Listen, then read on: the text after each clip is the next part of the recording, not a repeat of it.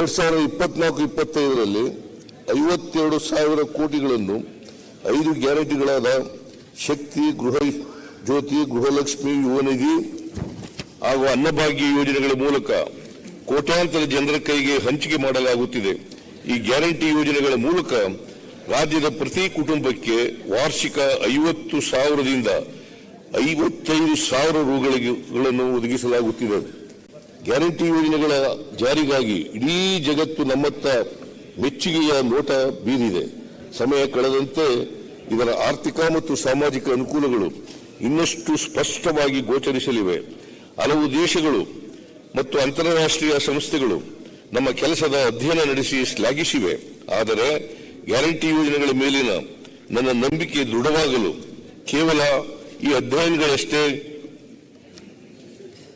ಕಾರಣವಲ್ಲ.